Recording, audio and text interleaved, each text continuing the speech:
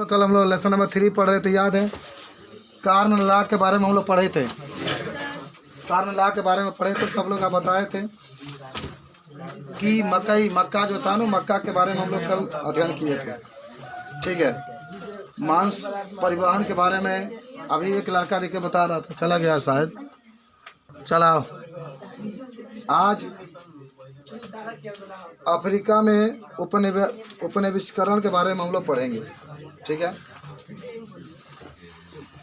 तो कल आपने कारण ला के बारे में पढ़ा था। आज अफ्रीका में औपनिवेशीकरण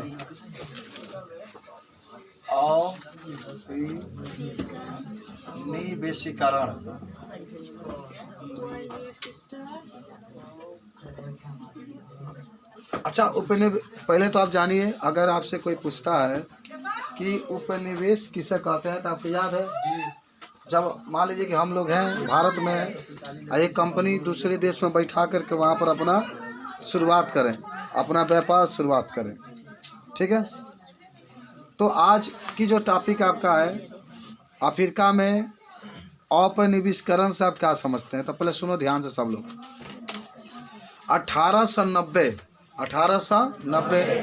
1890 के दशक में अफ्रीका में तेजी से फैलने वाला पशु बीमारी रिंडर पेस्ट, याद करो सब लोग, बहुत जबरदस्त ये बीमारी फैला था बाबू। जगह इस समय कोरोना फैला है ना, लोग कितने मर रहे हैं, उसी तरह से रिंडर पेस्ट भी फैला था बीमारी। लेकिन ये बात था कि पशुओं में हुआ था। तो हुआ था क्या इसमें कि रिंडर पेस्ट, या अफ्रीका में एक पशुओं के अंदर एक बीमारी फैला। ठीक है, पहले समझना सब लोग। इतने ज़्यादा ये बीमारी फैला कि 90% पशु मर गए। 90 का मतलब होता है, 90% का मतलब होता है कि कहीं 100 अगर पशु है तो 90 को मर गए, 10 से सिर्फ बचे। ठीक है, तो 19वीं शताब्दी के अंत में यूरोपवासी खदानों और बागानों को स्थापित करने के लिए अफ्रीका आ गए। उसके बाद से जैसे मान लो कि वहाँ पर पशु जब मरने लगे तो जो अन्य देश थे, देखा होता क्या है ना कि अगर मान लो भारत है, भारत में सब लोग मरने लगे और कोई दवाई वाई कुछ नहीं मिल रहा है, तो विदेश के लोग इस पर अटैक करेंगे कि हमारा कंपनी आप ले लीजिए, दवाई बनाइए और अपना यहाँ पर आप उसी को कहते हैं उपनिवेशवाद। बात समझ रहे हैं ना? और वही अफ्रीका में औपनिवेशीकरण का मतलब क्या हुआ? पहले अफ्रीका की जो व्यवस्था थी बहुत मजबूत थी। आप उसी दक्षिण अफ्रीका की बात कर रहे हैं, उसी दक्षिण अफ्रीका में आपका नाम भी सुने होंगे, किसका? एबी डिविलियर्स का नाम सुने हैं? एबी डिविलियर्स का वह 360 डिग्री पर घूम करके क्रिकेट खेलता है। और जानते हो वह ऐसा माने खिलाड़ी है कि आज भी अगर चाहे तो पूरे देश में जितने लोग हैं सबसे उच्च कोटि का खिलाड़ी है। लेकिन वो कहा कि मैं जब तक खेलता रहूँगा मेरे युवाओं को रोज़गार नहीं मिलेगा, मैं चाहता हूँ कि तनी मेरे देश के लोगों को, बच्चों को भी खेलने का मौका मिले, इसलिए उसने संन्यास ले लिया। सही बात है, वो तो अभी भी जितना खेलता है उतना नए नए खिलाड़ी भी नहीं खेल पाते हैं। बहुत अच्छा खिलाड़ी है वो, एबी डिविलियर्स। ठीक है ना? चलो, रिंडर पेस्ट बीमारी आया, उसमें 90% पशु मर गए। वहाँ की जो अर्थव्यवस्था थी गड़बड़ हो गई और विदेश के लोग माने दूसरे देश के लोग आकर के वहाँ पर अपने कंपनी को स्थापित करने लगे और स्थापित करके अपना जो भी माने रोजगार था वो शुरू कर दिए। उसी को अफ्रीका में क्या कहते हैं? उपनिवेशीकरण कहते हैं। ये प्रश्न जरूर याद रखना आता है प्रश्न में कि अफ्रीका में कौन ऐसा बीमारी आया जिसके फलस्वरूप वहाँ के सभी पशु मर गए। तो क्या नाम होगा उसका? 90% पशु मर गए। गौरव देख ले, 90 गाय भैंस न तरह गए, भैंस, गधा, बकरी।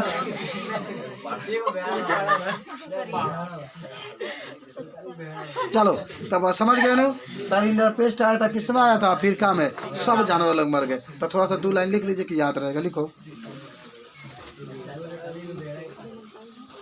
मैं चाहूँगा कि आपको एक चीज़ बताया जाए, आज का हेडिंग यही रहेगा, भारत से अनुबंधित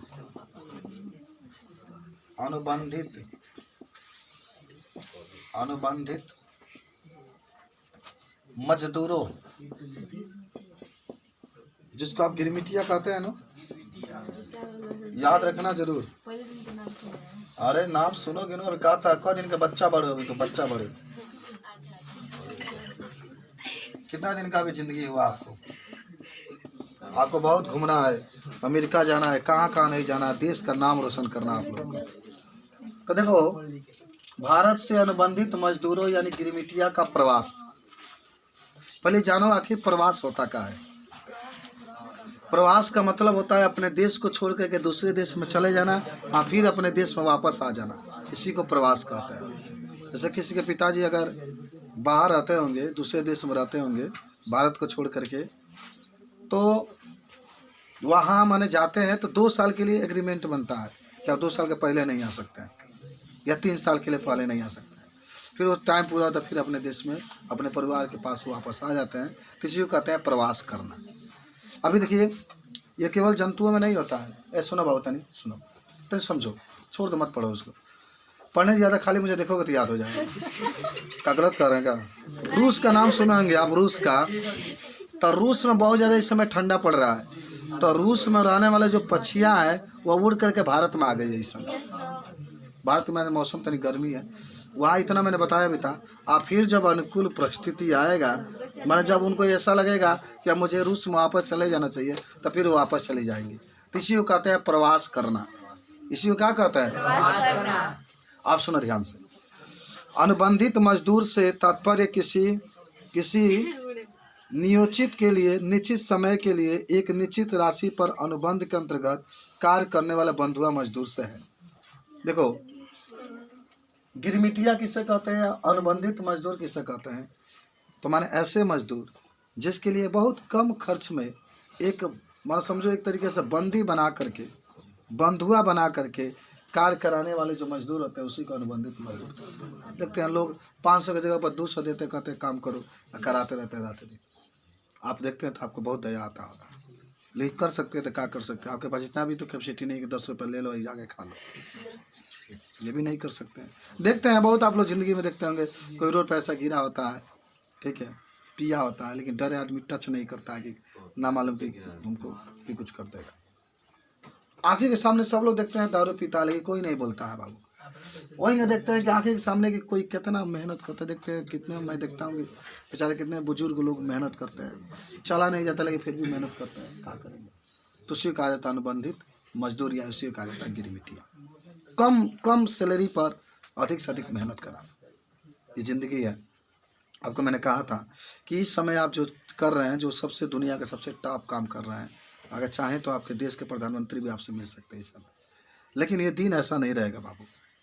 आपको जैसे यहाँ पर बैठे हैं, आपको पढ़ाया जा रहा है, सिखाया जा रहा है, मस्ती करे, दिन ऐसा नहीं रहेगा। 5-6 साल के बाद टाइम यही रहेगा, लेकिन काम अलग रहेगा। आपको जा कर के कंपनी में वर्क करना पड़ेगा, मेहनत करना पड़ेगा। नहीं जाएंगे तो कंपनी वाला आपको आउट कर देगा कि तुम जाओ, तुझसे का सिलेक्शन कर लेगा। समझे? परिवार के साथ इस समय परिवार को छोड़ना पड़ेगा। मम्मी इधर, पापा इधर, किसी को आप नहीं देखेंगे, केवल वीडियो कॉलिंग से ही देख सकते हैं क्या मम्मी करे क्या पापा करे, लेकिन समय अपने आँखें के सामने। लेकिन बड़े पद पर चले जाएंगे तो पूरा हो जाएगा आपका। तो समझ रहे ना? अच्छा सुनो और कुछ बातें। 19वीं शताब्दी में लाख, सुनो ध्यान से, प्रवास करना अब आपको बता रहे हैं। प्रवास का मतलब क्या होता है? अपने देश को छोड़ कर जाना, फिर वापस आना। 19वीं शताब्दी में लाखों भारतीय तथा चीनी मजदूर बागानों, खदानों और विश्व की विभिन्न निर्माणकारी परियोजनाओं में कार्य करने के लिए गए।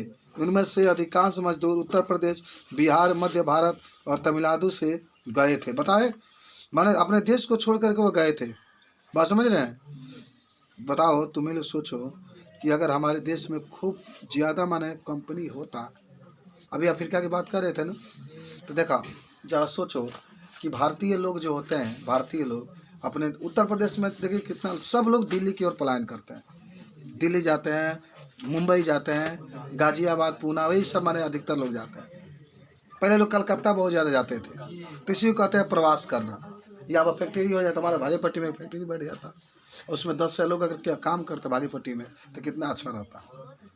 किसी को जाने की जरूरत नहीं है। किस सबका पेमेंट 50 रुपया होता, कोई दिक्कत नहीं होता। चलो अपना किराना की दुकान बंद करते, चलो भाई काम करने के लिए।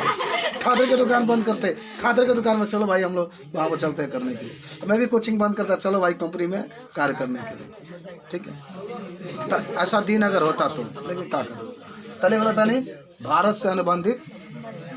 देखो इसमें हेडिंग आते हैं हम लोग, कोई कहता है कि भारतीय अनुबंधित प्रवासियों का स्थान, भारतीय अनुबंधित हेडिंग है प्रवासी। प्रवासी माने जानते हैं ना, जो अपने देश को छोड़ के दूसरे देश में जाता है या अपने स्थान को छोड़कर दूसरे स्थान पर जाता है। भारतीय अनुबंधित प्रवासियों का स्थान,